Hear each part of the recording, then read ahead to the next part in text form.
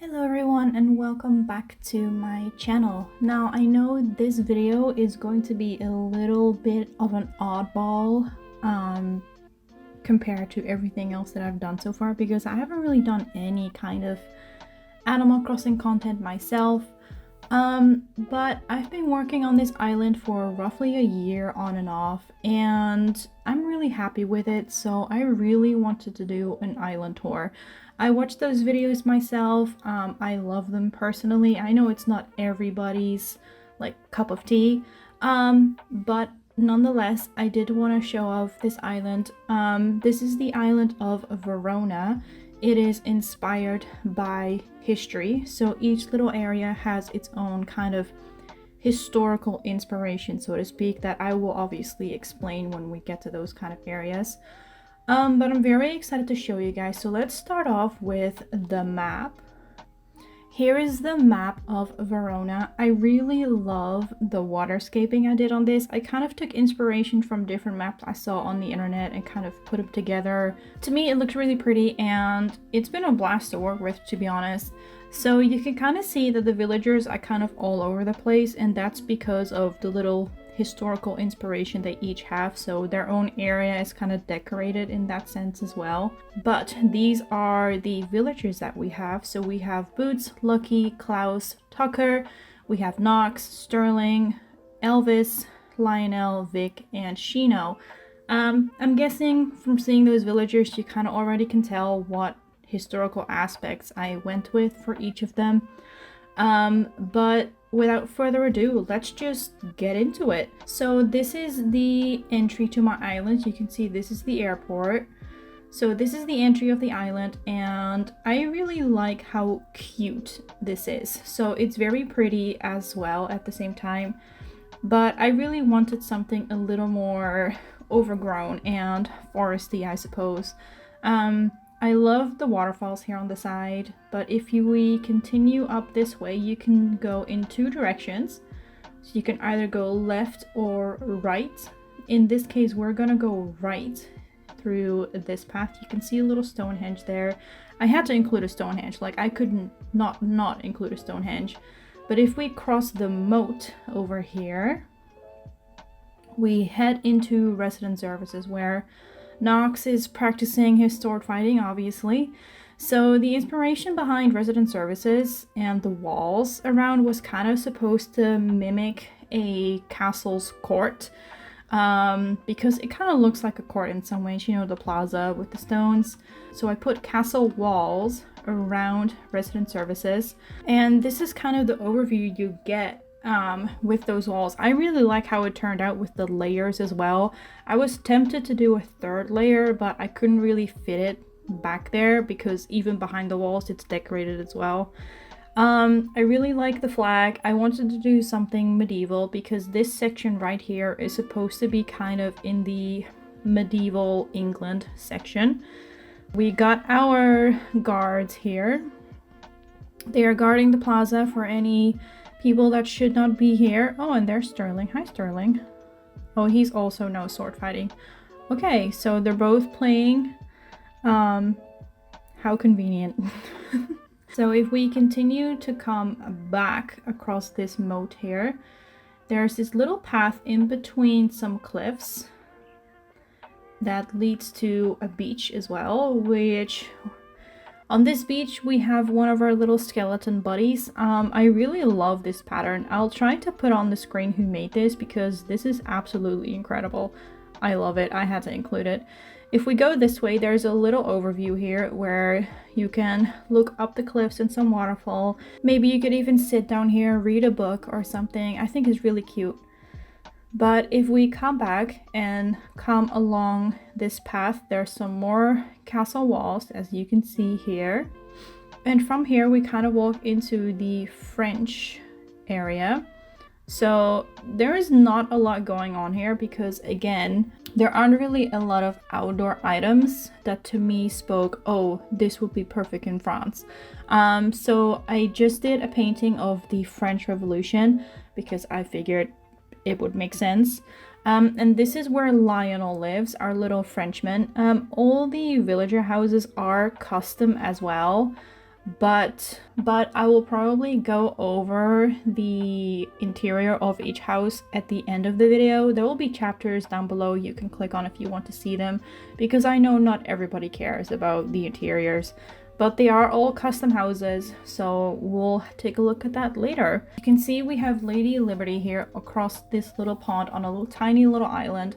The reason she's there is because across this pond, where you can see my house, is supposed to be kind of the American inspired region. So my house is supposed to kind of be like Salem. It's got very witchy vibes. And I put kind of Lady Liberty on an island in the middle because the Statue of Liberty was actually made in France, and it was a gift of the French people to America. So that's why she's kind of in the middle, to be kind of like a note to that happening. But if we continue on walking across this bridge, there's another little beach area. Oh, hi Tucker, who's enjoying the bath. I love Tucker. If we continue back up this path across this little pond, we enter my house, which, like I said, is supposed to be kind of the American-inspired region, hence why there's a carriage there as well. It's got a very viney and witchy vibe to it with a cauldron. If we move, no, not the pattern, I do this every time. If we move the cauldron really quick, you can see we also have a statue of, I believe this was a king of Hawaii, and once again, it's also on a tiny little island, because we all know Hawaii is a tiny little island, but it's also part of the US states. So I had to include this one since they had the item. So if we go back, we can go up this land here. And then there's again multiple directions you could go. You can go continue over the top, you can go straight down, and you can go left. For now, we are gonna go right here, and you can kind of see we're heading into the Asian area. I didn't keep it strictly Chinese or Japanese, so it's kind of a mix between the two, and this is where our girl Shino lives. There are a couple items here that make it look more like an Asian area. I included some bamboo because of the pandas. I love pandas. So this is where Shino lives. Again, her house will be shown at the end if you're interested in what the inside looks like. Then if we can go down here, and we're just gonna go back up really quick because this is kind of a continuation of the American region, but this was supposed to be kind of like an Aztec inspired area.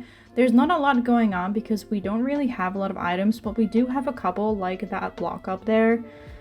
But it's mainly supposed to be kind of like a foresty area. It has the campsite right here, and we don't have anyone visiting right now. But it also has a little hidden path down here that could be used for fishing or something similar like that. I really like the way this area turned out. It's very cozy. You can again sit down here, read a book, or you could kind of just vibe out and catch some fishies. So if we go back up, we can take this path down here. Oh, there's Shino and Lucky. Hi Shino and Lucky, can I intervene? Sorry. If we cross this river here, this is supposed to be kind of like the River Nile, hence where there's water. We head into the Egyptian area. This is where Lucky lives. So we've got some of the castle pieces or the columns, but in more the sandy color to kind of mimic what a tomb would look like. We've got the Sphinx, we got a pyramid, some more trees. We got some more of these special trees. That I think you mainly see these trees in Africa, but I could completely be wrong, and they're actually a South American thing. I couldn't really remember, but I thought they looked really cool in this area. If we look right down here, you can see there's a couple coffins, and we also have the bust of Nefertiti here. I put down some pots to kind of also mimic as if this is the inside of a tomb, because there's some pots, there's a sarcophagus, there's some walls. I really love those castle pieces in the sand color as well. It really does look like a sand castle, no pun intended. So that's where Lucky lives in his little Egyptian oasis. If we cross back here, there's a little bit more trees and another little overview. You can kind of see a hint to what our next area is with that volcano right there. But if we continue walking here, there's another bridge with a little island with Mr. Easter. So again, obviously this is a note to Easter Island. He's just vibing out, having a good time. If we continue on, we kind of head into the Roman/Greek area. So if we start with the Roman area, or the Italian area, I should say, we have the museum. I had to include the museum in this area because obviously I love that it kind of looks like a temple from back in the day. So if we continue on, we have a volcano, which is obviously a note to the unfortunate Pompeii. If we continue down, we have the Tower of Pisa. Come on. We have the Tower of Pisa, very high up. This was really the only Italian item, specifically Italian item that I could find. So I had to just include it here because I could, why not? And then there's this little area down here, which is another little overview where you can kind of sit down, chill out, maybe catch some fish as well. I love the waterfalls that I did here. I think it looks really pretty and really cute. But if we go back, so we're back at the museum. If we go down these stairs and kind of go up these, this is supposed to be more of the Greek inspired one. Like I said, they're kind of combined. So we have some statues that are obviously built by more Italian sculptors and artists as opposed to Greek ones. But we go over here. This is where our buddy Klaus lives. And we have some of the Greek/Roman baths here, which I thought really fit the vibe. We've got some pottery, we've got some statues, we've got some of these ruined pieces, and these columns, which I really love these pieces. I will literally find any excuse to use these pieces on any of my islands. I love them so much. But if we go down these stairs, there's this little path and we're heading into our next region. So this is obviously the pirate region. This corner here I call Sailor's Cove because we have the piracy region and we have the Viking region here, and we obviously know that they both were sailors in a way. But if we go down here, this is where Boots lives, and he also lives right next to the secret beach where Red will often come with his ship. So if we go down here, we've got a couple cannons that you can actually fire. They don't do anything, but who knows. We got a couple cannons there, and if we continue out, we have this little mine here. I don't know if the Vikings really did anything, but if anything, this would be a note to the pirates, you know, trying to get some riches. So they would probably be looting these instead of actually mining them. If we go up here, this is the Viking area, as I said, where Vic lives. He lives in this little cabin here. We've got a little stove to cook, and you can see the beach right over here. It has a couple fires, it has some laundry drying, some fish drying. It also has the axe right there, because we all know the Vikings love their axes. If we go down, there's just a couple more fires. The Vikings also don't really have any items in game, so I just overused a lot of fires. You can go down this path here, so you have a little bit more of a rated beach with these little barriers here, and go down. If we go down here, oh, somebody lost their bag, oh no.